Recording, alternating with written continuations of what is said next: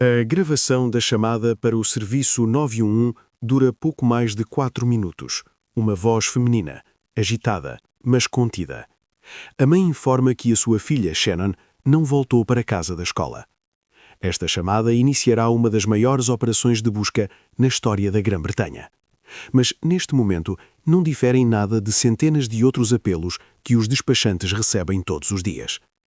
O operador verifica os dados padrão: hora do último contacto, percurso, descrição da roupa, sinais particulares. A pessoa que ligou diz o seu nome. Karen Matthews. Fala de forma desconexa.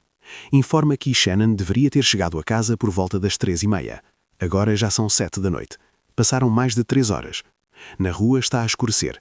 Está frio. O despachante verifica a informação sobre a escola. Karen confirma que ligou para lá. Na escola disseram que a menina saiu a horas. Depois das aulas ela teve natação. A piscina fica na escola. O treino terminou às 3h15. Da escola até casa é menos de 1 milha.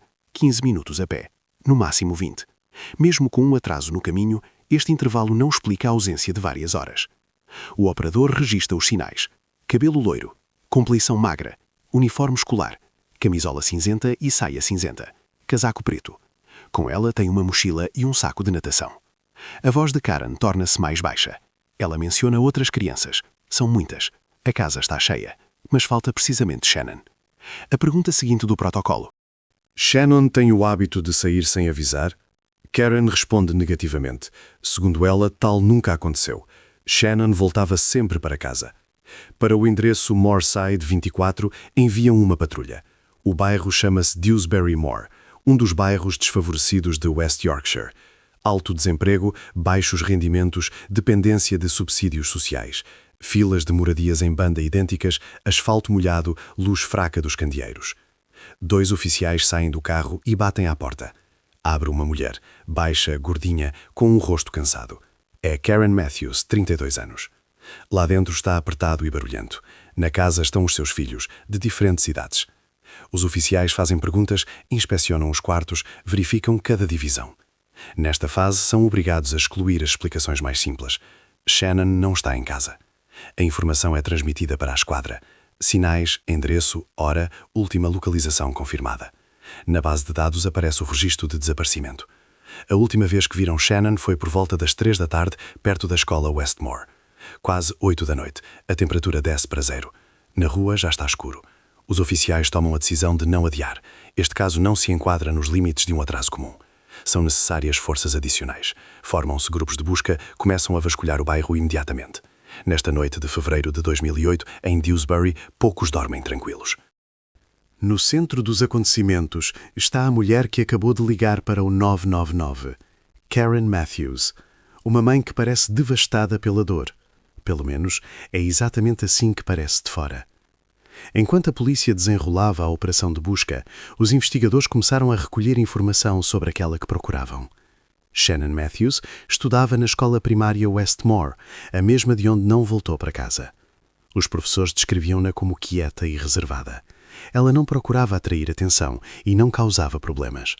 Nas aulas comportava-se calmamente, tentava não se destacar e mantinha-se à parte. Nas fotografias escolares, uma menina magrinha e loira com um olhar contido. Nada de vistoso. Uma aluna comum de uma escola britânica comum. Talvez visivelmente mais quieta do que a maioria dos seus pares. Os vizinhos em Moorside conheciam Shannon como educada e obediente. Ela não ficava na rua até tarde, não fazia vandalismo, não se metia em sarilhos. Às vezes viam-na a brincar no pátio com outras crianças. Às vezes a ir para a escola ou a voltar para casa. Estas cenas não causavam alarme e não ficavam na memória. À primeira vista tudo parecia simples, mas numa análise mais atenta o quadro tornava-se mais complexo. Shannon vivia na casa número 24 da rua Moorside, uma pequena moradia em banda numa fila de casas iguais. Lá dentro, barulho constante e aperto, porque Shannon não era a única na família, e nem sequer a segunda. Karen Matthews tinha 7 filhos de 5 homens diferentes. Shannon era uma das mais velhas. O seu pai biológico era Leon Orrows. Ele já não vivia com a família há muito tempo e praticamente não participava na vida da filha. No momento do desaparecimento, Karen estava numa relação com Craig Meehan, mais um parceiro, que vivia na casa juntamente com ela e as crianças. Se ele trabalhava, era difícil dizer com certeza. A maior parte do tempo ele estava em casa ou nas proximidades, sem se destacar particularmente. A própria Karen não tinha emprego fixo. Ela vivia de subsídios estatais, pagamentos pelas crianças, ajuda de desemprego, apoio à habitação. Estes fundos permitiam existir, mas não garantiam estabilidade ou conforto. O bairro Dewsbury Moor era considerado um dos mais problemáticos em West Yorkshire. Alto nível de desemprego, baixos rendimentos, dependência de pagamentos sociais. Para muitas famílias, tal estilo de vida era a norma e não a exceção. A casa em Moorside 24 correspondia a este cenário. Quartos pequenos, muitas pessoas num espaço limitado. Barulho e desordem constantes. Não uma negligência extrema, mas também longe de condições exemplares. A habitação típica de uma família grande a viver no limiar da pobreza. Os serviços sociais sabiam da existência da família Matthews. 7 crianças e a ausência de rendimento fixo atraíam automaticamente a atenção. Mas é importante notar que até fevereiro de 2008 não foram registrados sinais de alarme sérios. Sim, a família era considerada desfavorecida por critérios formais. Sim, as condições de vida estavam longe de ser ideais, mas não chegavam queixas dos vizinhos. Não havia contactos da escola. Não se registavam faltas regulares às aulas ou sinais de maus-tratos. Shannon frequentava a escola, parecia cuidada, não chegava com marcas visíveis e não se queixava aos adultos. Pelos padrões de Dewsbury Moor, a família Matthews não se destacava. Havia muitas famílias assim no bairro. Karen Matthews, no momento dos acontecimentos, tinha 32 anos. Uma mulher baixa, gordinha, com um rosto cansado. Educação mínima, ausência de profissão. A maior parte da sua vida adulta passou-se entre relacionamentos, nascimento de filhos e processamento de subsídios. Os vizinhos tratavam-na de formas diferentes. Alguns viam nela uma mãe exausta a tentar lidar com as circunstâncias. Outros consideravam-na desleixada e irresponsável. Mas a maioria simplesmente não prestava atenção. Neste bairro, histórias semelhantes eram habituais. Sobre Craig Meehan sabia-se ainda menos. Um homem quieto, discreto, pouco dado a conversas. Vivia na casa, às vezes ajudava nas tarefas domésticas. Às vezes não, os testemunhos divergiam. Ele não era pai de Shannon e não tinha ligação biológica com ela.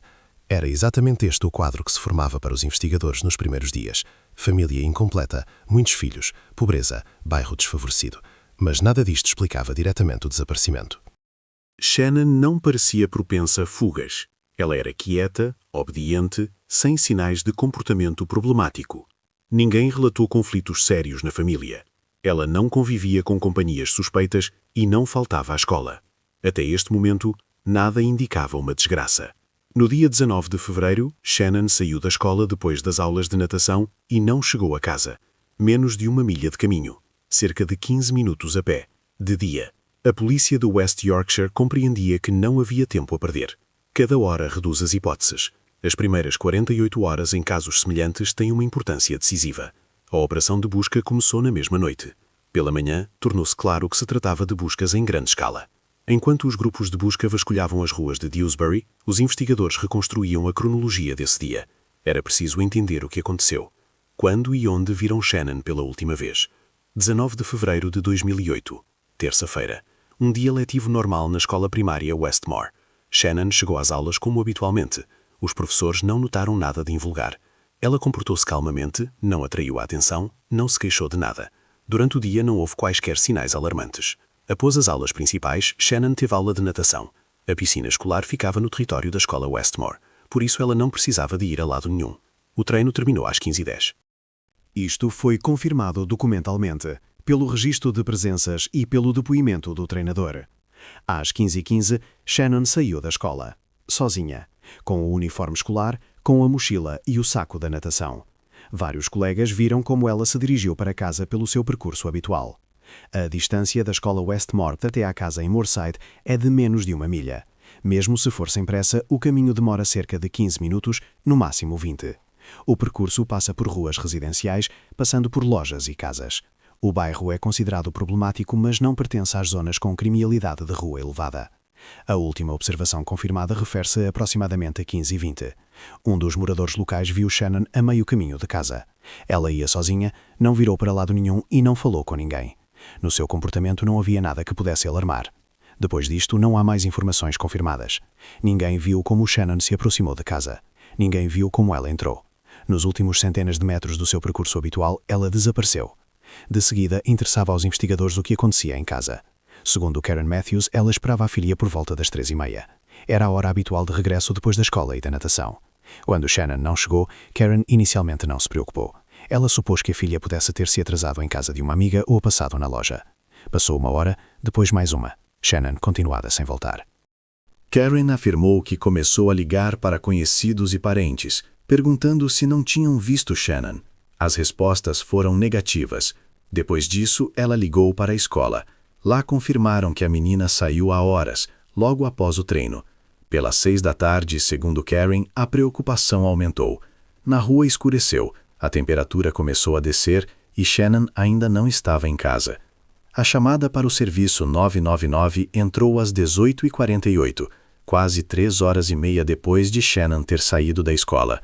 Mais tarde, os investigadores voltariam a este intervalo. Por que razão o apelo não foi feito imediatamente?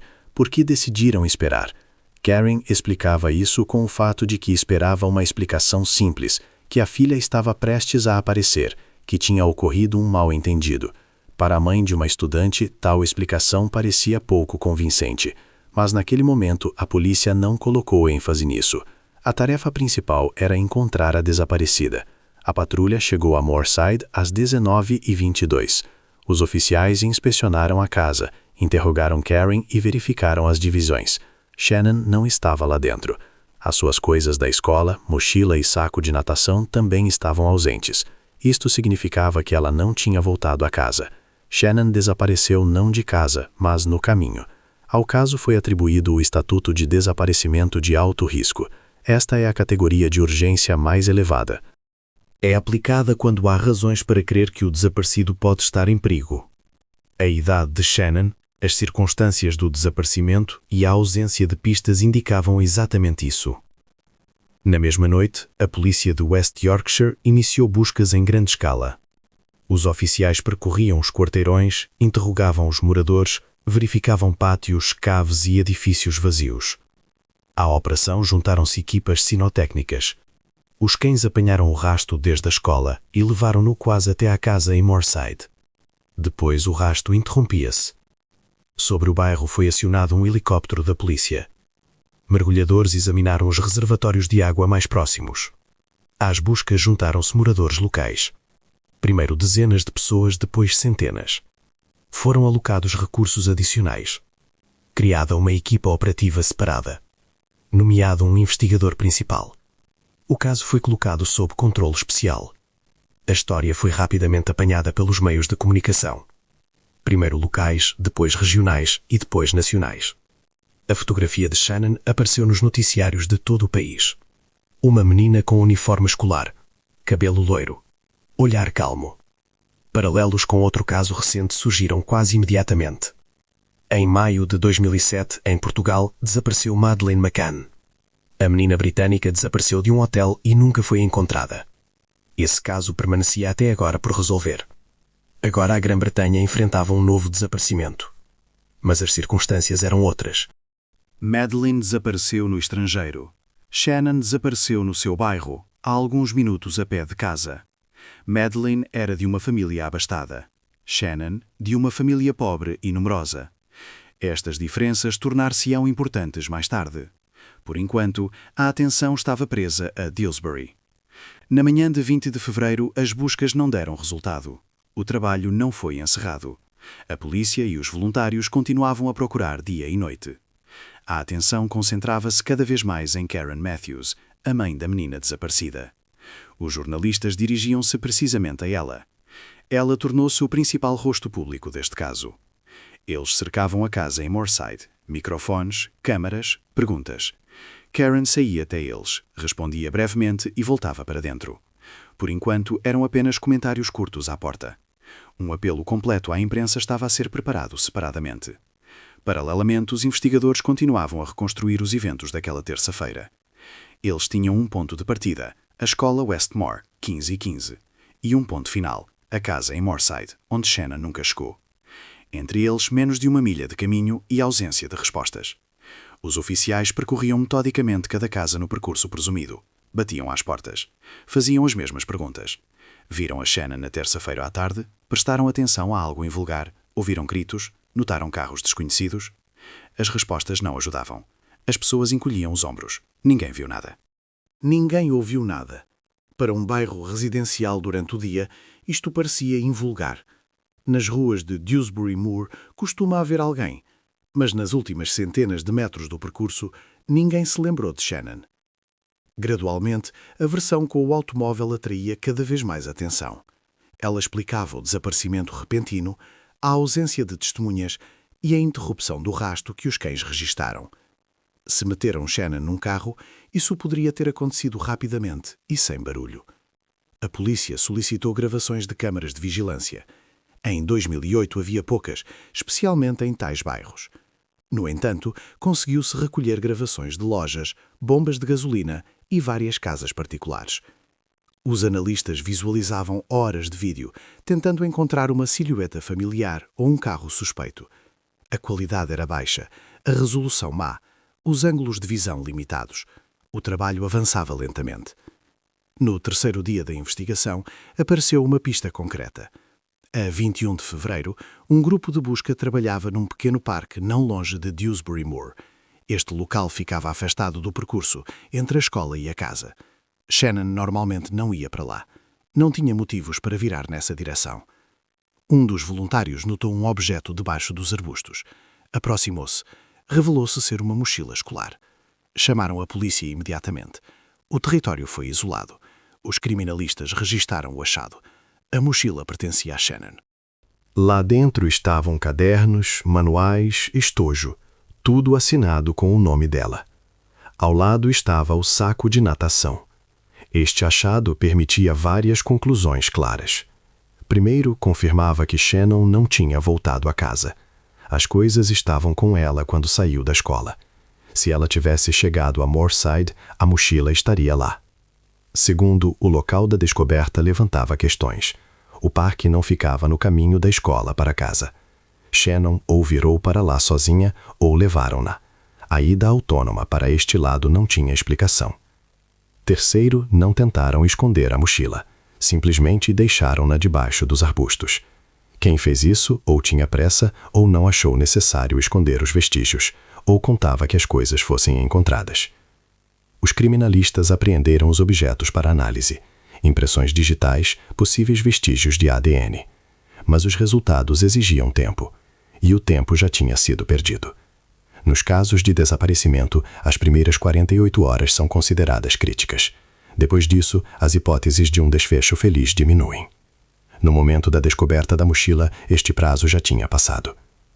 O achado mudou o lado jurídico da investigação. Até então, formalmente admitia-se a versão de que Shannon poderia ter saído sozinha. Agora essa deixou de ser considerada. Uma estudante não deixa suas coisas no parque e não desaparece por vários dias sem intervenção externa. O caso foi transferido para a Unidade de Investigação de Crimes Graves. Isto significava a expansão de poderes e a participação de investigadores que lidam com raptos. A palavra rapto começou a ser usada abertamente, nos relatórios policiais, nas notícias, nas conversas dos moradores locais. Alguém levou Shannon. Alguém a mantém retida já há 3 dias. A polícia preparava um apelo oficial ao público. A assessoria de imprensa planeava uma grande conferência. Era preciso um rosto que se dirigisse diretamente. Uma pessoa que despertasse compaixão e atraísse atenção. A escolha era óbvia. Karen Matthews concordou em falar diante das câmaras. Uma mãe a pedir que devolvam a filha. Isto deveria tornar-se o momento-chave da campanha mediática. Ela preparava-se para este discurso. O discurso foi coordenado com a polícia. Enquanto a assessoria de imprensa preparava o apelo público, os investigadores ocupavam-se de um trabalho rotineiro, mas necessário. Nos casos de rapto, há uma regra. Em primeiro lugar, verificam o círculo próximo. A estatística mostra que, na maioria dos casos, a pessoa envolvida no crime conhece a vítima. Frequentemente é um parente, amigo da família ou ex-parceiro. O círculo próximo de Karen Matthews era vasto. 7 filhos de 5 homens diferentes. Isto significava pelo menos 5 ex-parceiros com quem era necessário falar, mais o atual companheiro Craig Meehan, mais os seus parentes e conhecidos, mais os parentes da própria Karen. vizinhos, amigos, pessoas que frequentavam regularmente a casa. Os investigadores elaboraram uma lista. Nela constavam várias dezenas de nomes. Era preciso interrogar cada um.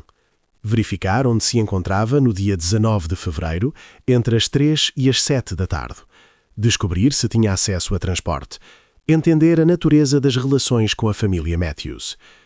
O primeiro da lista era Leon Rose, o pai biológico de Shannon.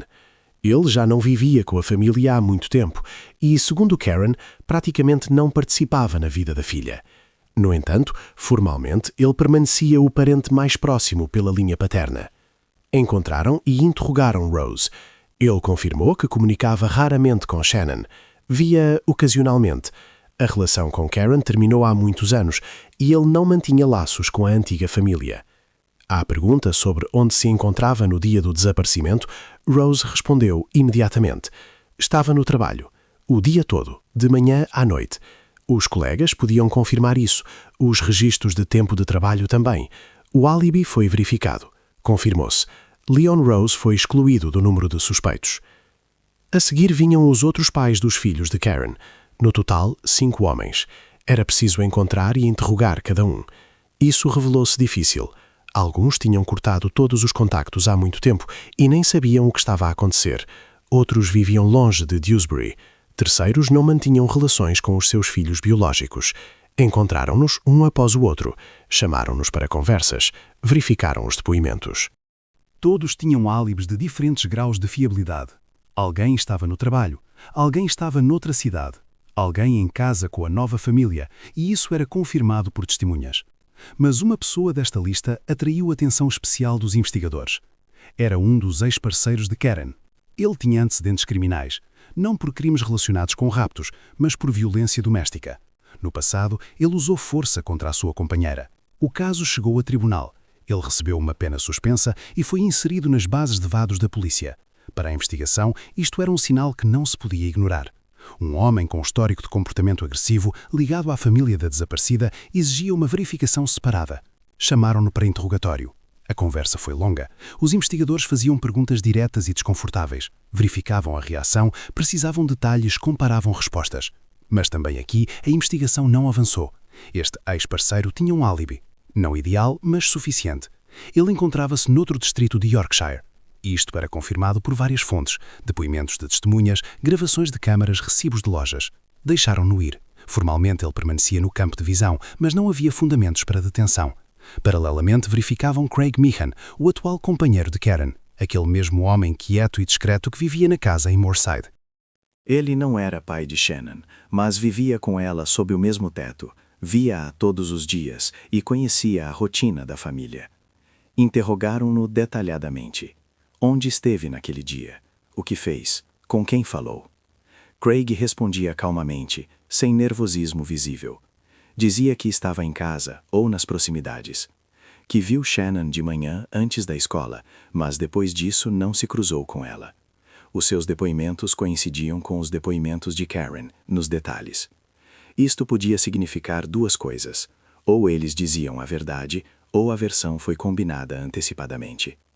Naquele momento, os investigadores não tinham fundamentos para inclinar-se para a segunda opção. Craig parecia uma pessoa que se viu ao lado da desgraça alheia.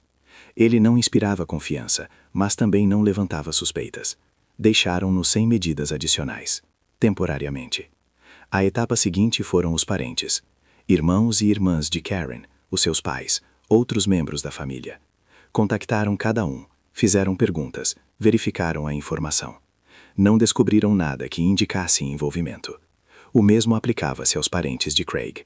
Também os verificaram, incluindo o seu tio, Michael Donovan, que vivia nas proximidades, a cerca de 1 milha da casa em Moorside. Interrogaram-no no âmbito do procedimento padrão. Donovan disse que não sabe de nada e não viu nada. Naquele momento isso não pareceu importante. Donovan não fazia parte do círculo próximo da família Matthews e não atraiu a atenção dos investigadores. Os seus depoimentos foram registrados e passaram aos nomes seguintes da lista. Nesta fase, Donovan não se destacava em nada. Ele era um entre muitos na longa lista e não despertava interesse particular.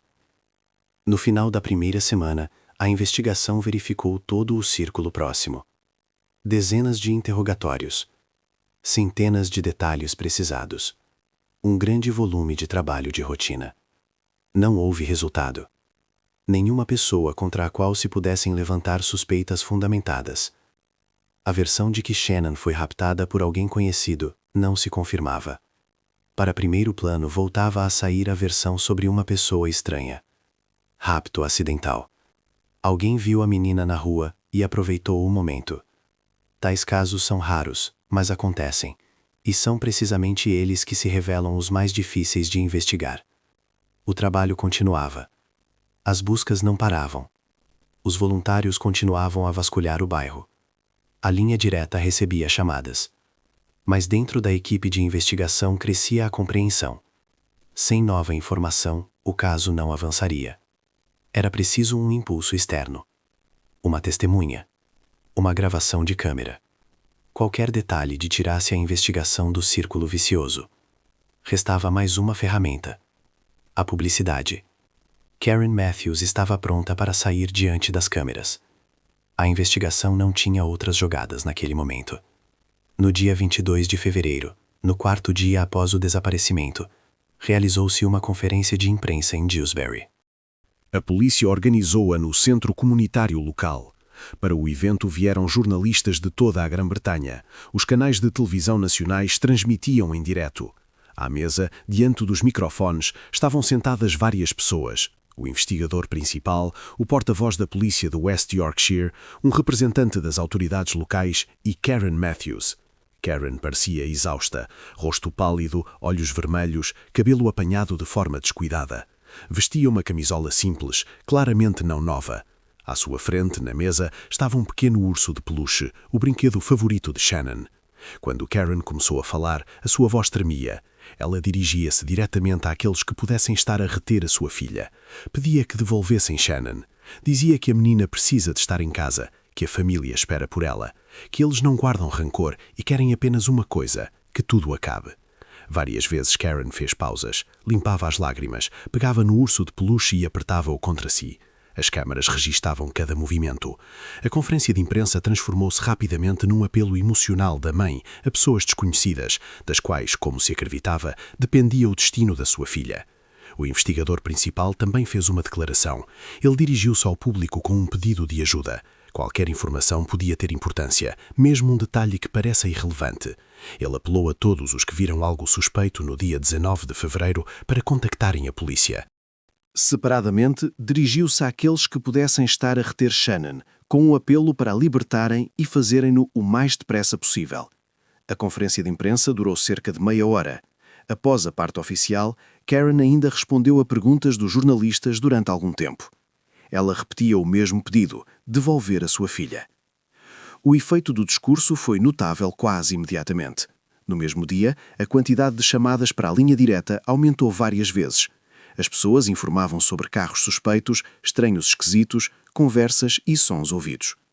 A maioria destas mensagens não se confirmava, mas cada uma exigia verificação. O movimento de voluntários também recebeu um novo impulso. Se antes participavam nas buscas centenas de pessoas, agora tornaram-se significativamente mais. As pessoas vinham de outras cidades, tiravam folgas, juntavam-se em grupos e saíam para vasculhar o bairro. A comunidade local uniu-se em torno da família Matthews. Os vizinhos ajudavam com a lida doméstica, traziam comida, tomavam conta dos filhos mais novos. Karen viu-se no centro da atenção e do apoio. Paralelamente, começou a angariação de fundos. A ideia consistia na criação de uma recompensa monetária por informação que ajudasse a encontrar Shannon. A iniciativa foi apoiada por empresários locais. O jornal The Sun anunciou uma contribuição de 20 mil libras. Outras publicações e particulares juntaram-se. Em poucos dias, a soma cresceu para 50 mil libras. Para Dewsbury Moor era um dinheiro enorme. Muitas famílias no bairro viviam com algumas centenas de libras por mês. Tal quantia podia tornar-se um estímulo sério para aqueles que sabem algo, mas têm medo de falar. A polícia contava que a recompensa ajudasse, que alguém do círculo do raptor decidisse contactar, que o medo desse lugar ao proveito. Karen Matthews, entretanto, tornou-se participante constante dos noticiários. O seu rosto aparecia regularmente nos ecrãs da televisão e nas primeiras páginas dos jornais. Os jornalistas faziam plantão junto à casa em Moorside. Cada saída de Karen à rua era acompanhada por perguntas e câmaras. Ela dava entrevistas, contava vezes sem conta a mesma história, segurava o urso de peluche e pedia ajuda. A reação pública era de compaixão. A história era percebida como a tragédia de uma família pobre e numerosa de um bairro desfavorecido. As pessoas falavam de injustiça e de que casos semelhantes não devem ficar sem atenção. Comparações com o caso de Madeleine McCann continuavam a soar, mas agora num tom diferente. Os jornalistas discutiam o contraste social. Um desaparecimento ocorreu no estrangeiro, o outro em casa. Uma família era abastada, a outra vivia de subsídios. Estas diferenças tornaram-se parte da discussão pública. Karen participava ativamente nesta monda mediática. Ela aparecia em estúdios, gravava apelos, saía para as câmaras. De fora, isto parecia tentativas insistentes de manter a atenção no caso e não deixá-lo desaparecer das notícias. Os investigadores observavam o que acontecia atentamente. A publicidade era parte da estratégia escolhida e Karen desempenhava nela um papel importante. No entanto, alguns detalhes do seu comportamento começavam a atrair atenção. Pequenas inconsistências. A maneira de responder às perguntas. Aquilo que não salta à vista imediatamente. Por enquanto, estas observações permaneciam dentro da equipa de investigação. A tarefa principal continuava a ser a busca de Shannon. A soma da recompensa continuava a crescer. No final de fevereiro atingiu as 50.000 libras. As pessoas continuavam a doar. A esperança ainda se mantinha. Supunha-se que algures Shannon ainda estava viva. E cada dia sem notícias tornava esse desfecho cada vez menos provável. Enquanto o público doava dinheiro e esperava por um desfecho feliz, dentro da equipa de investigação decorriam outras conversas. Os detetives que trabalhavam diariamente com Karen Matthews começaram a notar detalhes que não se enquadravam na imagem da mãe de uma menina desaparecida. Tudo começou com pequenas coisas. Isoladamente não significavam nada, mas com o tempo começaram a formar um quadro geral. A primeira coisa que atraiu atenção foi o comportamento de Karen logo após a entrevista. Diante das câmaras ela chorava, a sua voz falhava. Mas assim que os jornalistas desligavam o equipamento, ocorria uma mudança brusca. Um dos oficiais recordou mais tarde que Karen limpou as lágrimas, tirou o telemóvel e começou a falar calmamente com alguém. A voz estava regular. Em determinado momento, ela até sorriu. Por si só, isto não provava nada. As pessoas reagem de forma diferente ao stress e os investigadores compreendiam isso. Depois apareceram as gravações das câmaras de videovigilância na esquadra da polícia. Nelas, Karen esperava no corredor antes de mais uma conversa. Ela não sabia que estava a ser observada. Na gravação, ela parecia calma, folheava uma revista, verificava o telemóvel, cumprimentava amigavelmente os funcionários. Não havia sinais de forte tensão ou estado depressivo. Outras gravações pareciam semelhantes. Diante das câmaras dos jornalistas, emoções fortes. Sem câmaras, comportamento normal, por vezes relaxado. O segundo ponto dizia respeito ao dinheiro. Karen interessava-se regularmente pela soma da recompensa. Ela perguntava quanto já tinham angariado e se a soma iria crescer. Formalmente não havia nada de invulgar nisso, mas a ênfase alarmava. Interessavam-lhe não os resultados, mas os números.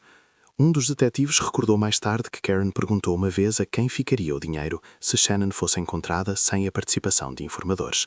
A pergunta foi feita de passagem, mas foi lembrada. O terceiro ponto dizia respeito à cronologia do dia do desaparecimento.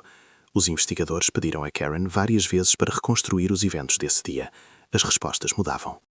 Ela confundia-se no tempo e na sequência das ações. Isto podia ser explicado pelo stress, mas a confusão tocava em momentos-chave, quando percebeu que algo estava errado e o que fez em primeiro lugar. O quarto ponto não estava ligado a um episódio concreto.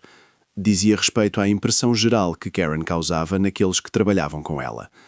Investigadores experientes sabem como normalmente se comportam os pais em situações semelhantes. O comportamento de Karen não coincidia com essa experiência. As emoções apareciam e desapareciam demasiado depressa. As entoações soavam decoradas. Para o público, isto parecia convincente. Para os profissionais, não. No final de fevereiro, dentro da equipa de investigação, ocorreu uma conversa informal. Ninguém falava de provas ou acusações, mas todos concordaram que o comportamento de Karen levantava questões. Não havia indícios diretos, apenas observações e a sensação de que alguns elementos não batiam certo. Os investigadores tomaram a decisão de reforçar a atenção sobre Karen. Não uma vigilância no sentido cinematográfico, mas um registro mais minucioso das suas ações fora das câmaras. Oficialmente, Karen Matthews continuava a ser a mãe da menina desaparecida, mas dentro da equipa de investigação a atitude mudou. Agora olhavam para ela como uma pessoa cujas ações exigem atenção. As buscas por Shannon continuavam. Os voluntários não paravam o trabalho. A linha direta recebia chamada. Mas, paralelamente, começou outro trabalho, silencioso e discreto. Os investigadores começaram a estudar mais profundamente a vida de Karen Matthews e o seu círculo. O estudo do círculo de Karen começou com os registros telefónicos. É um procedimento padrão em casos semelhantes. A polícia solicita aos operadores detalhe das chamadas de todos os que estão ligados à investigação. Quem ligou a quem, quando, quanto tempo durou a conversa. Às vezes, estes dados não dão nada. Às vezes, abrem uma nova direção. No caso de Karen Matthews, aconteceu o segundo. Os analistas receberam as impressões das suas chamadas de fevereiro de 2008. Várias páginas de números, datas e horas.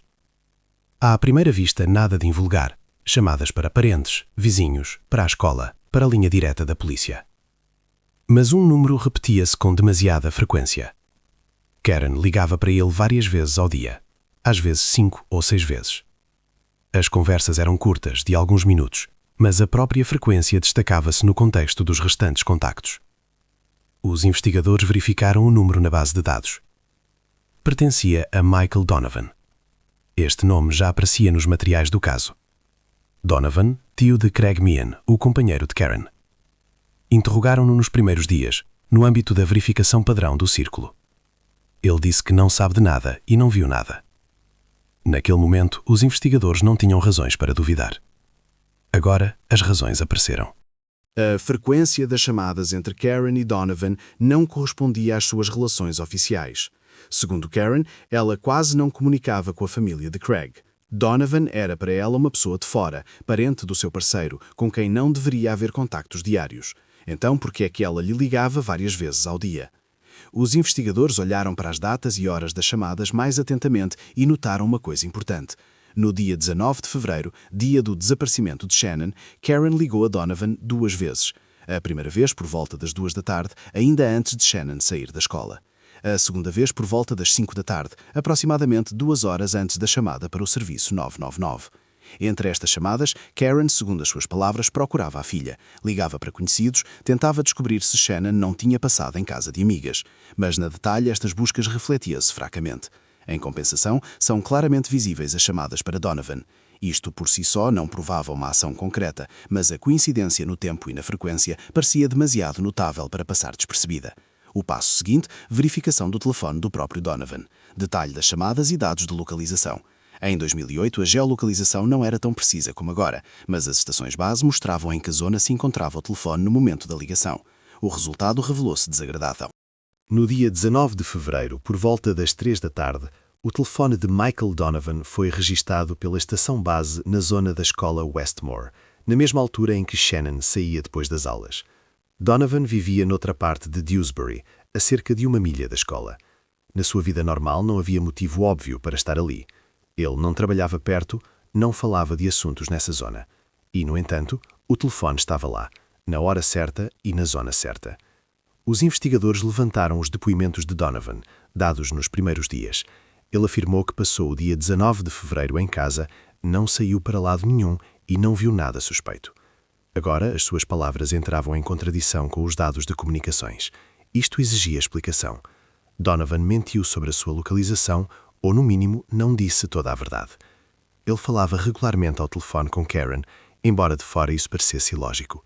O seu telefone entrava na zona da escola no momento do desaparecimento de Shannon. Cada um destes factos isoladamente podia ter uma explicação inocente. Juntos, formavam um conjunto que a investigação não podia ignorar. Michael Donovan tornou-se o principal objeto de interesse dos investigadores. Os detetives começaram a recolher informação sobre ele. 40 anos, solteiro, vive sozinho num pequeno apartamento em Leadgate Gardens. Trabalha numa empresa local. Quieto, reservado, não atrai a atenção. Não tem antecedentes criminais nem problemas oficiais. Os vizinhos descreviam-no como uma pessoa esquisita, mas inofensiva, que se mantém à parte. Mas depois dos dados telefónicos, olhavam para ele de outra forma. Não através da impressão, mas através dos factos que exigiam resposta. A decisão foi tomada rapidamente. estabelecer vigilância apertada sobre Donovan, monitorizar movimentos, contactos, rotina. Paralelamente, recolher informação sobre o seu apartamento, por enquanto sem busca, apenas para entender quem vai lá e com que frequência. A partir deste momento, nos materiais do caso apareceu mais uma pessoa, Michael Donovan, tio de Craig Meehan. Os seus depoimentos não coincidiam com os dados das comunicações telefónicas. Os investigadores começaram a recolher tudo o que se podia saber sobre Michael Donovan: documentos, bases de dados, depoimentos, quaisquer menções. A pessoa que antes figurava no caso como um dos parentes agora tornou-se um objeto de verificação separado. Michael Donovan, 39 anos no momento dos acontecimentos, solteiro, sem filhos, reside sozinho num pequeno apartamento no endereço Leadgate Gardens 24. Isto fica a cerca de 1 milha da casa de Karen Matthews em Moorside, a pé cerca de 20 minutos, de carro alguns minutos. Oficialmente, Donovan constava como desempregado. Ele recebia subsídio por incapacidade, alegando problemas de caráter psíquico. Diagnósticos concretos não eram indicados nos documentos. Os pagamentos eram pequenos, mas permitiam existir. A situação financeira parecia típica para este bairro. O dinheiro faltava constantemente, havia dívidas, pagamentos em atraso. Donovan vivia de pagamento em pagamento, economizava, às vezes pedia emprestado a conhecidos. A verificação do histórico criminal mostrou que não tinha antecedentes graves. Na base constavam várias infrações menores e um episódio relacionado com fraude, que há alguns anos terminou com pena suspensa. Nada que indicasse crimes graves, mas também não tinha uma reputação impecável. Os vizinhos de Leadgate Gardens descreviam Donovan de forma aproximadamente igual: quieto, reservado, esquisito. Ele quase não comunicava com os outros, raramente saía do apartamento, não participava na vida da casa. Às vezes viam-no na loja ou perto da entrada. No resto do tempo ele como que desaparecia. Um dos vizinhos mencionou que Donovan tem um automóvel, velho, de cor escura, constantemente estacionado junto à casa. Ele não se lembrou da marca, mas notou que o carro parece longe de ser novo. Este detalhe atraiu imediatamente a atenção dos investigadores. A versão com o automóvel era considerada desde os primeiros dias. O desaparecimento ocorreu demasiado depressa, sem testemunhas, e o rastro interrompia-se bruscamente. Tudo isto se enquadrava no cenário em que levaram a menina de carro. A polícia solicitou os dados de registro. Donovan era de facto proprietário de um Peugeot azul escuro velho, registado no endereço Leadgate Gardens. O passo seguinte, verificar onde se encontrava este carro no dia 19 de fevereiro. Os investigadores voltaram às gravações de vídeo, recolhidas nos primeiros dias. Nessa altura, viam-nas à procura de Shannon ou de pessoas desconhecidas. Agora procuravam um automóvel concreto. Os analistas reviam as gravações das câmaras de lojas e bombas de gasolina na zona da escola Westmore. A qualidade era má, as matrículas liam-se parcialmente, as imagens frequentemente estavam desfocadas. O trabalho demorou vários dias. No final, numa das gravações, feita pela câmara de uma loja não longe da escola, entrou no enquadramento um Peugeot escuro. Hora da gravação, 14h53, cerca de 20 minutos antes de Shannon sair da escola. O carro movia-se na direção do Westmore. A matrícula não se lia totalmente, mas coincidia nos símbolos visíveis e no formato com a matrícula do automóvel de Donovan. Esta gravação não era uma prova direta, mas complementava os dados já existentes. O telefone de Donovan foi registado na zona da escola por volta das 3 da tarde. O seu automóvel encontrava-se no mesmo local pouco antes disso. O próprio Donovan afirmava que passou o dia todo em casa, mais as chamadas regulares de Karen que ele não conseguia explicar de forma inteligível. Cada um destes elementos, isoladamente, admitia uma explicação neutra. Juntos, formavam um conjunto de fundamentos para ações futuras. Os investigadores prepararam o pedido para a obtenção de mandado de busca ao apartamento de Donovan. Para isso era necessária decisão do tribunal e fundamentação clara. No pedido incluíram as contradições nos depoimentos, dados das comunicações telefónicas, informação sobre o automóvel e a natureza dos contactos com a mãe da desaparecida. O juiz analisou os materiais e emitiu o mandado. A este momento, desde o desaparecimento de Shannon, tinham passado mais de 3 semanas. 24 dias sem pistas confirmadas. A esperança desvanecia-se gradualmente e todos os que trabalhavam no caso compreendiam isso. Mas agora a investigação tinha uma direção concreta, um endereço concreto, uma pessoa concreta.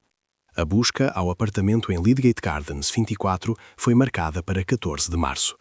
Alguns dias antes da busca planeada, ocorreu um evento que distraiu temporariamente a investigação. Uma chamada anónima chegou à linha direta. Uma voz masculina informou que viu Shannon Matthews, não em Dewsbury, mas noutra cidade, a várias dezenas de milhas do local do desaparecimento. Segundo o autor da chamada, ele notou a menina num centro comercial. Cabelo loiro, complexão magra e idade adequada. Ao lado dela encontrava-se um homem que a segurava pela mão e a levava para a saída. A conversa durou menos de 1 minuto. Depois disso, a ligação caiu. Não foi possível identificar o número. A polícia levou a informação a sério. A este momento tinham chegado centenas de mensagens à linha direta. A maioria revelavam erros.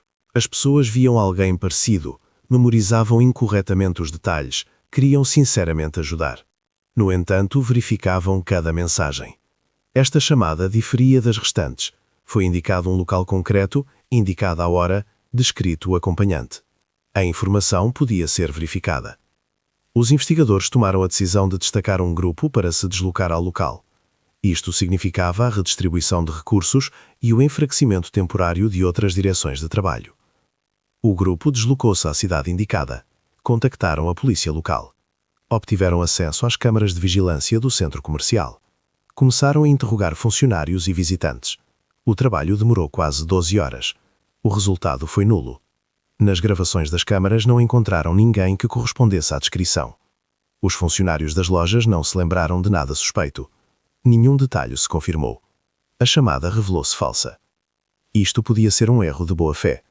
Em casos mediáticos, as pessoas frequentemente tomam o desejado por realidade. Mas consideravam também outra versão: desinformação intencional. Se a chamada foi feita conscientemente, o seu objetivo era claro: distrair a polícia e ganhar tempo.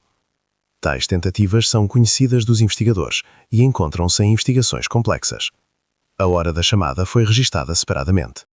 Ela entrou alguns dias depois de Michael Donovan ter entrado no campo de atenção minuciosa. Não havia provas diretas de ligação, mas a coincidência foi notada.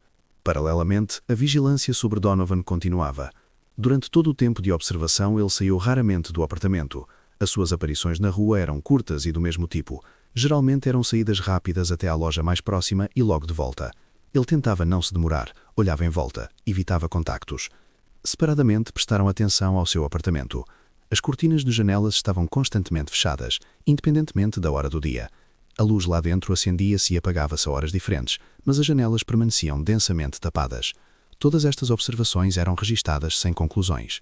Saídas raras, comportamento fechado, mínimo de contactos com o mundo exterior. Isoladamente, cada detalhe podia ter uma explicação simples. Em conjunto, reforçavam as suspeitas e exigiam verificação. Os investigadores ficaram com uma versão de trabalho. No apartamento de Donovan pode estar mais alguém. Alguém cuja presença ele não quer publicitar. Esta versão não era uma prova, mas mudava as prioridades. A busca marcada para 14 de março tornou-se a etapa-chave da investigação. Daquilo que fosse descoberto atrás da porta do apartamento em Lydgate Gardens dependia a direção futura do caso. A preparação foi acelerada. Estudaram a planta do edifício.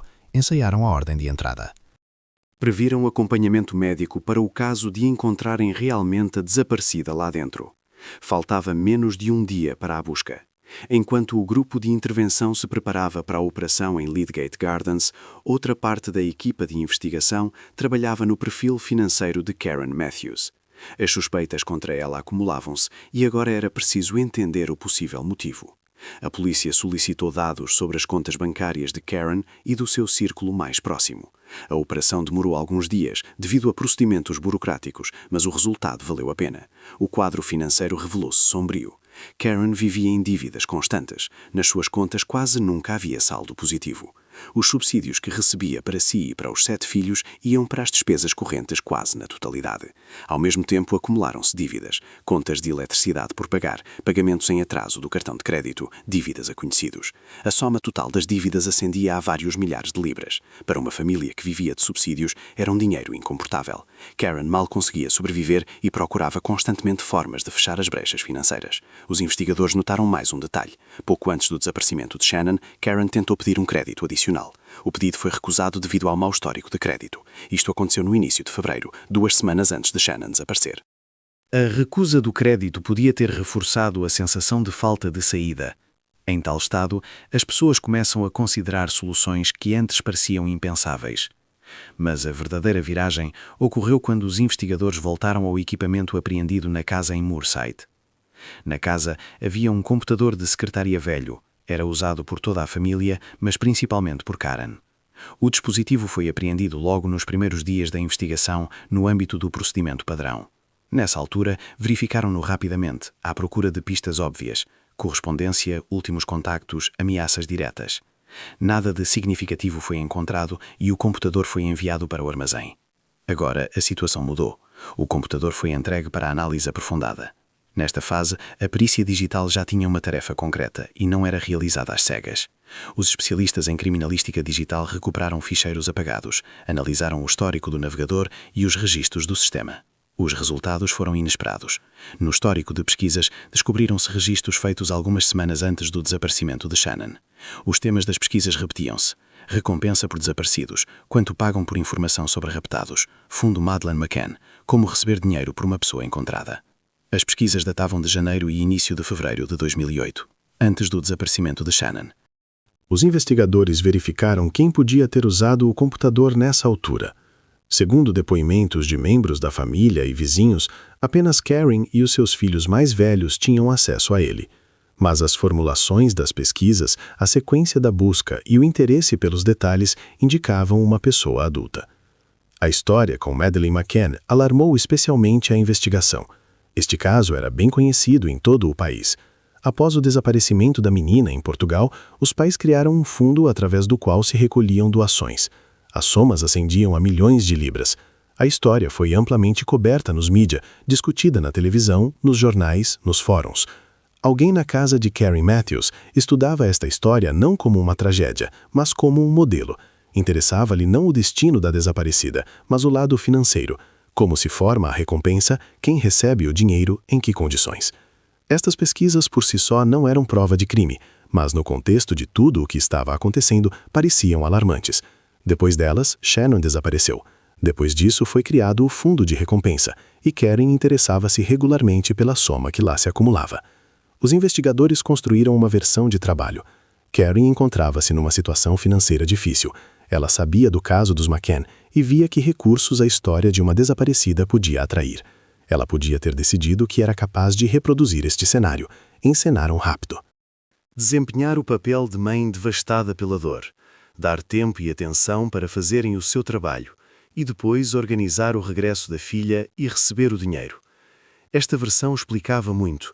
O comportamento estranho de Karen, o seu interesse pela recompensa, as contradições nos depoimentos, os contactos regulares com Michael Donovan. Se a versão estivesse correta, Shannon não foi raptada por uma pessoa estranha, esconderam-na intencionalmente, com a participação de uma pessoa a quem se podia confiar tal papel. Donovan encaixava nesta descrição, parente do companheiro, a viver nas proximidades, invisível para os outros, com apartamento próprio. A versão ainda permanecia uma teoria. As pesquisas e as dívidas não provavam a culpa diretamente, mas davam um motivo. E o motivo, ligado à faturação, aos falsos depoimentos e aos dados de vigilância, formava já não uma suposição, mas uma direção clara de investigação. A busca ao apartamento de Donovan deveria colocar um ponto final. Se Shannon estivesse lá, a versão confirmava-se. Se não, a investigação teria de rever toda a construção. Dentro de algumas horas, a investigação deveria obter respostas. No dia 14 de março, de manhã cedo, Karen Matthews recebeu uma convocatória para a esquadra da polícia. A formulação era neutra, precisão de alguns detalhes sobre o caso.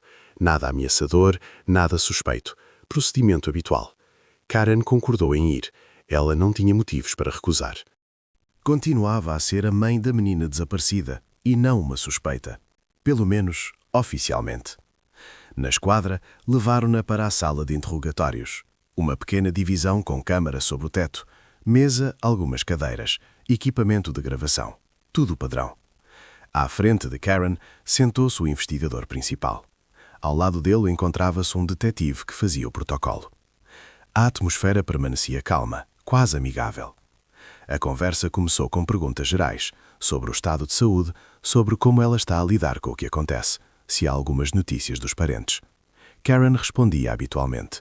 Dizia que estava cansada, mas aguenta-se, espera o melhor e está grata pelo apoio. Depois o tom da conversa mudou. O investigador tirou da pasta algumas folhas de papel e colocou-as na mesa à frente de Karen. Eram as impressões das ligações telefónicas. Ele perguntou se ela conhece Michael Donovan. Karen confirmou que o conhece, explicando que é tio do seu parceiro. Segundo ela, comunicavam raramente e não tinham relações próximas. O investigador apontou para as impressões. Segundo os dados do operador de comunicações, nas últimas semanas Karen ligou a Donovan dezenas de vezes, às vezes 5 ou 6 vezes por dia. Tal volume de contactos não correspondia à descrição de comunicação rara. Karen atrapalhou-se visivelmente. Ela claramente não esperava tal reviravolta. Após uma curta pausa, começou a explicar que as chamadas podiam estar ligadas a várias questões domésticas, pedidos de conselho ou interesse pela saúde. As explicações pareciam vagas. O investigador registou as respostas e continuou. A conversa passou para o dia do desaparecimento de Shannon. Karen já tinha contado várias vezes os eventos de 19 de fevereiro, mas agora o investigador pediu para reconstruir a cronologia com a máxima precisão, hora a hora e minuto a minuto. Karen começou a responder e quase imediatamente começou a confundir-se. Em diferentes fragmentos da narrativa, a hora dos mesmos eventos diferia. Num caso, ela dizia que começou a preocupar-se por volta das 5 da tarde, noutro, mais perto das 6. Primeiro afirmou que ligou para a escola antes de ligar para as amigas da filha. Depois afirmou o contrário. O investigador não interrompia e não levantava a voz. Ele fazia perguntas de precisão e registava as respostas. As contradições acumulavam-se gradualmente. Depois, na mesa foi colocada mais uma pasta. Nela encontravam-se as impressões das pesquisas do computador doméstico de Karen. O investigador enumerou algumas delas relacionadas com recompensas por desaparecidos e com o caso de Madeleine McCann, e interessou-se por quem poderia ter procurado essa informação. Karen empalideceu. Ela claramente não esperava que estes dados fossem descobertos. Durante alguns segundos ficou em silêncio. Depois começou a falar rápida e desconexamente. Afirmava que não se lembra de tais pesquisas, que o computador era usado por todos os membros da família, possivelmente os filhos mais velhos ou algum dos convidados. O investigador perguntou por que razão as crianças ou estranhos poderiam interessar-se por questões de recompensas por desaparecidos. Karen não conseguiu dar uma resposta inteligível. Começou a ficar nervosa, levantou a voz, começou a gesticular mais ativamente. Insistia que não tem relação com o desaparecimento da filha e que a polícia deve procurar os verdadeiros raptores. O interrogatório continuou por várias horas. O investigador voltava consistentemente aos momentos-chave. Chamadas para Donovan 1 hora antes do desaparecimento de Shannon. Chamadas repetidas 2 horas depois.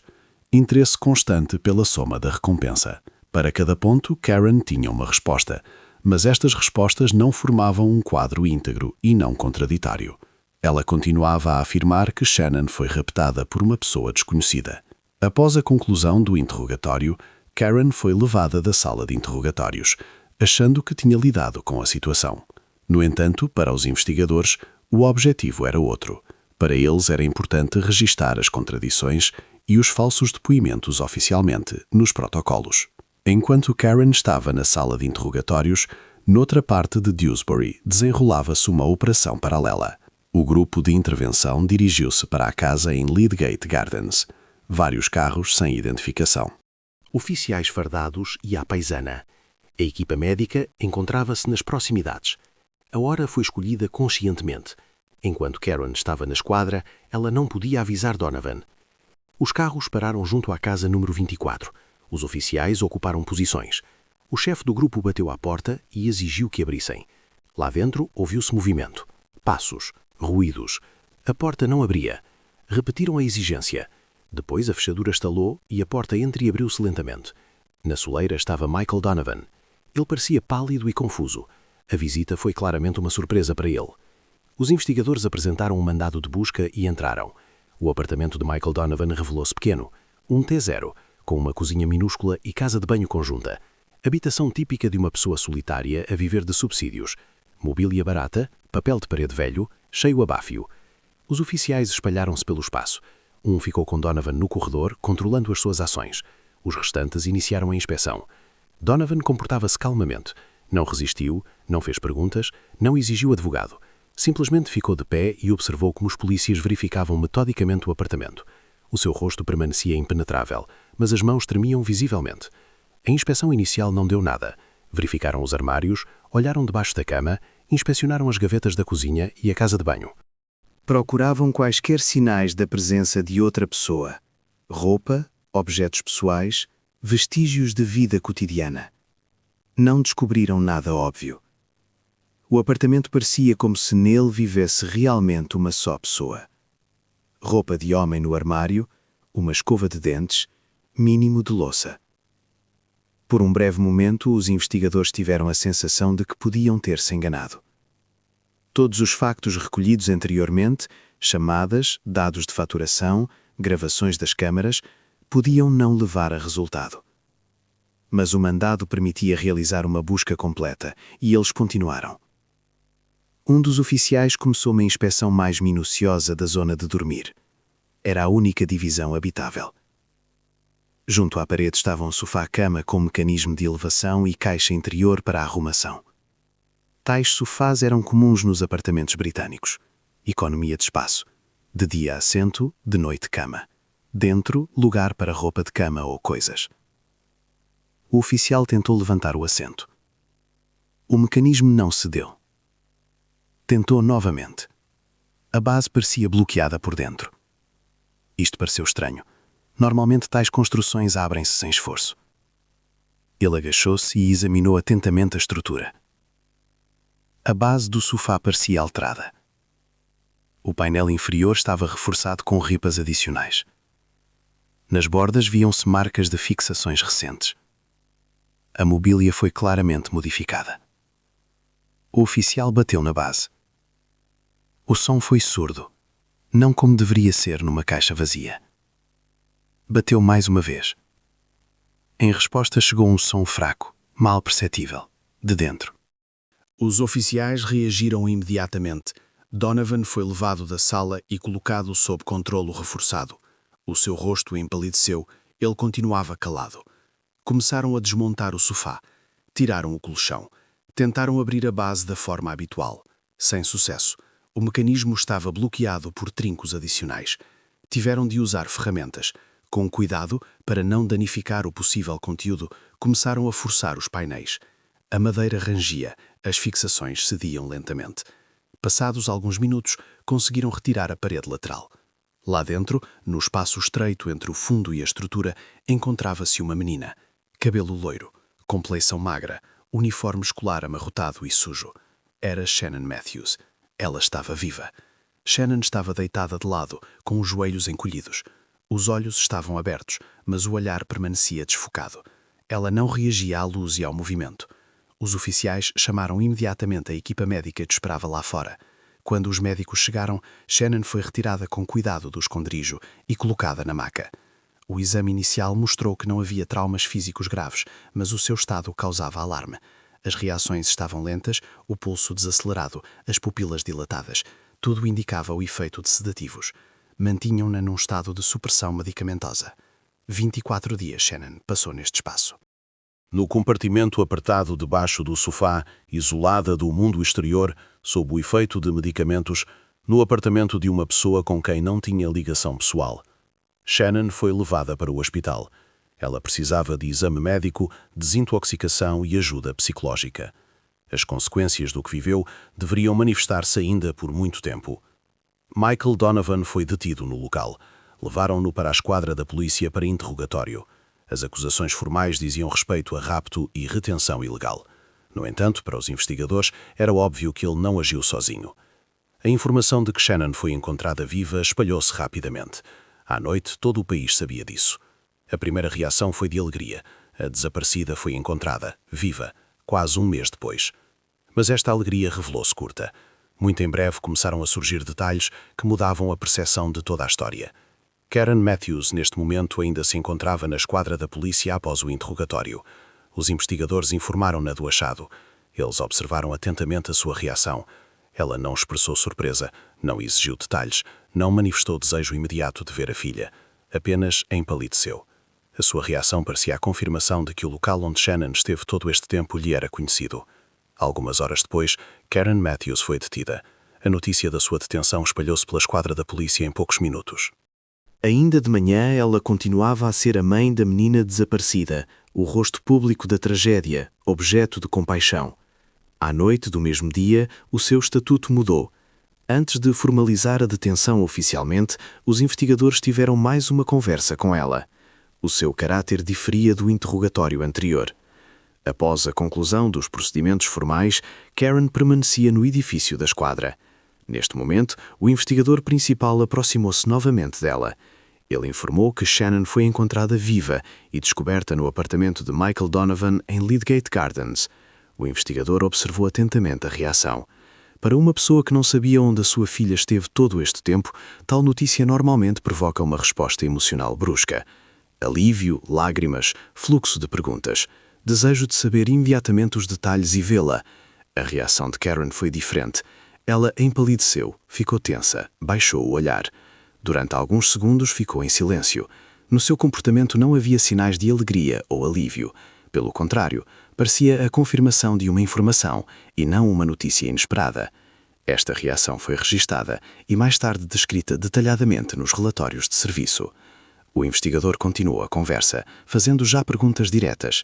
Era do seu conhecimento onde se encontrava Shannon? Participou ela na organização disto?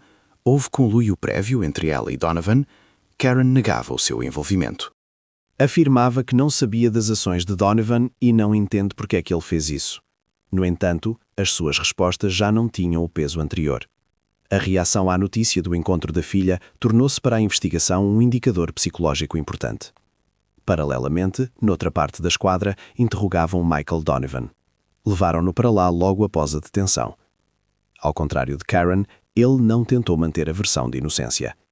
Ele solicitou um advogado, recebeu aconselhamento jurídico e depois disso concordou em prestar depoimento. Donovan contou detalhadamente o ocorrido. Descreveu como surgiu o plano, quem foi o seu iniciador e que papel ele próprio desempenhou. Indicou datas, sequência de ações, condições em que Shannon foi mantida e o final presumido desta história. Os depoimentos foram registados em vídeo e formalizados em protocolos. Donovan assinou os documentos na presença do advogado. Isto revelou-se suficiente. Karen Matthews foi oficialmente detida por suspeita de organização de rapto e retenção ilegal. O procedimento decorreu na ordem estabelecida. Colocaram-na numa cela de detenção provisória. Ela tentava contestar as acusações, insistia na sua inocência e afirmava que Donovan dá falsos depoimentos. No entanto, o conjunto de materiais recolhidos falava por si. Os investigadores disponiam de vestígios digitais, detalhes chamadas, resultados de vigilância, depoimentos de Donovan e a reação registada de Karen à notícia-chave. Estes elementos formavam um quadro único. Agora restava reconstruir a cronologia completa dos eventos, dia após dia, de 19 de fevereiro a 14 de março. Entender como exatamente se desenvolveu o plano, quem tomava as decisões e em que etapa tudo correu mal. Segundo a versão da investigação, a ideia de encenar o desaparecimento de Shannon surgiu a Karen Matthews cerca de um mês antes dos eventos, no final de janeiro, início de fevereiro de 2008. Nesta altura, ela acompanhava atentamente a cobertura do caso de Madeleine McCann e via como em torno do desaparecimento se formava uma campanha de compaixão em grande escala, atenção mediática e recolhas de dinheiro.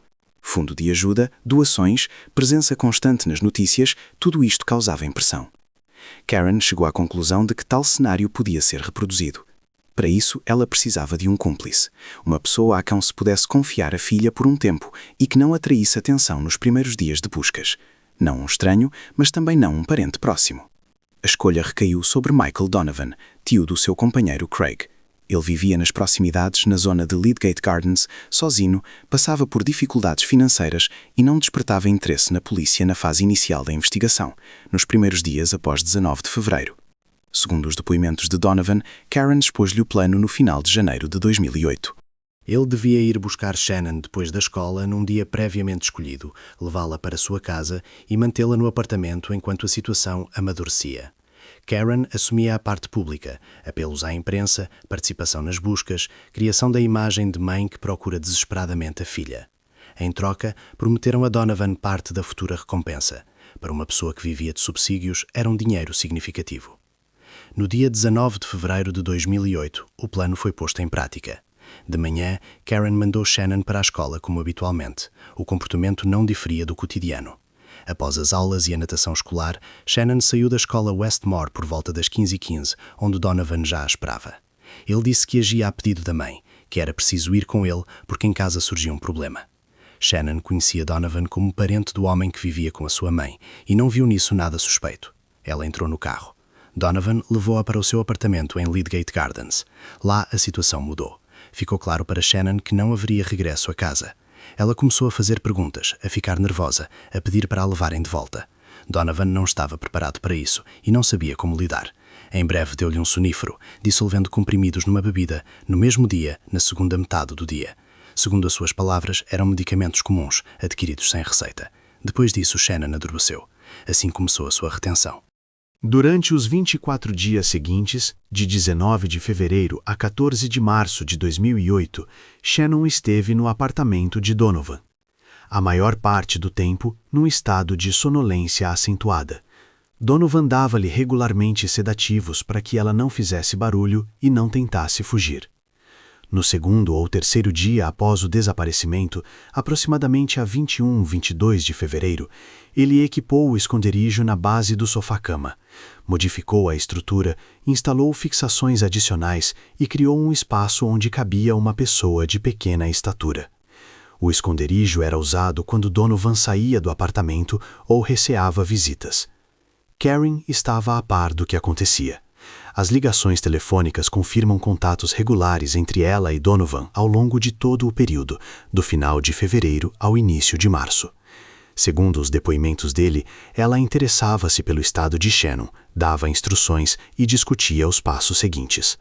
Os sedativos eram parcialmente fornecidos por Karen, eram adquiridos em diferentes farmácias, durante fevereiro, para não atrair atenção. A entrega ocorria durante encontros raros ou através de terceiros. Publicamente, Karen continuava a desempenhar o papel de mãe da vítima. Discursos diante das câmeras, lágrimas, apelos aos raptores, interesse constante pela soma da recompensa, especialmente após a conferência de imprensa de 22 de fevereiro. O dinheiro era o elemento-chave do plano. Tensionavam concluir a operação quando a soma atingisse o nível desejado. O final era suposto de diferentes formas. Chamada anônima com uma dica, descoberta acidental, qualquer variante em que o regresso de Shannon parecesse natural e a origem do dinheiro legítima. Mas o esquema falhou. Dados de comunicações, gravações de câmaras e contradições nos depoimentos levaram a investigação até Donovan no início de março.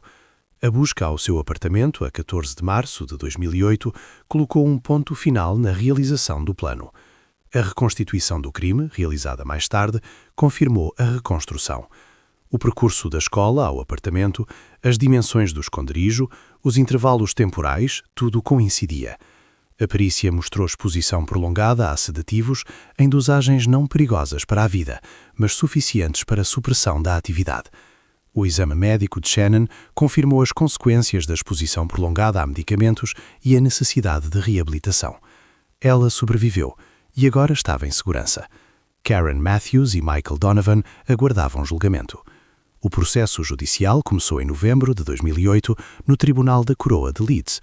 A sala estava cheia de jornalistas, observadores e representantes do público. O interesse pelo caso não esmoreceu desde o momento da detenção de Karen Matthews e Michael Donovan. Os arguidos eram acusados de rapto, privação ilegal de liberdade e ações destinadas a induzir a investigação em erro. O procurador apresentou ao tribunal todo o conjunto de provas recolhidas durante a investigação. Detalhe das ligações telefónicas. Dados sobre a localização dos dispositivos móveis. Pesquisas do computador doméstico de Karen. Depoimentos de confissão de Donovan. Resultados da perícia médica de Shannon.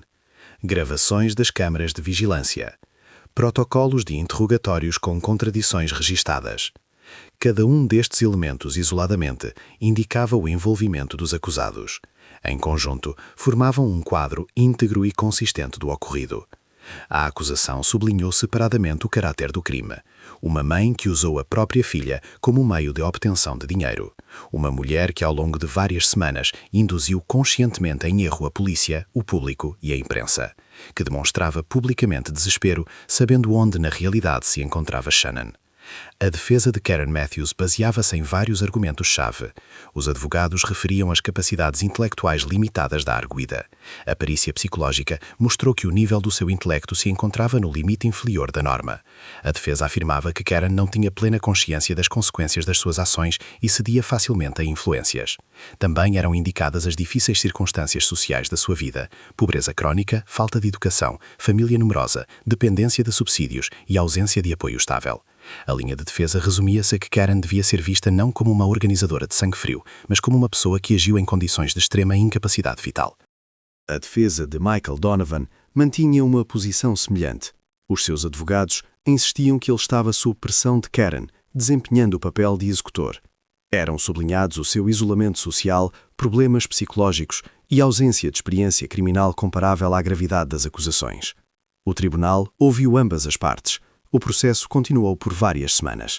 Em dezembro de 2008, os jurados retiraram-se para emitir o verdicto. A decisão foi unânime. Karen Matthews e Michael Donovan foram considerados culpados em todos os pontos da acusação. O juiz, ao ler a sentença, não escondeu a sua atitude perante o ocorrido. Ele caracterizou o crime como extremamente grave e moralmente inaceitável. No seu discurso, o juiz notou que Karen Matthews traiu a confiança da própria filha, explorou conscientemente a compaixão pública e ao longo de várias semanas manteve uma versão falsa dos acontecimentos. A sentença para ambos os arguidos revelou-se igual: 8 anos de privação de liberdade. Karen Matthews ouviu a decisão sem emoções visíveis. A mulher, cujo desgosto público ainda recentemente era transmitido para todo o país, estava sentada imóvel, sem reagir às palavras do juiz. Donovan também não manifestou reação.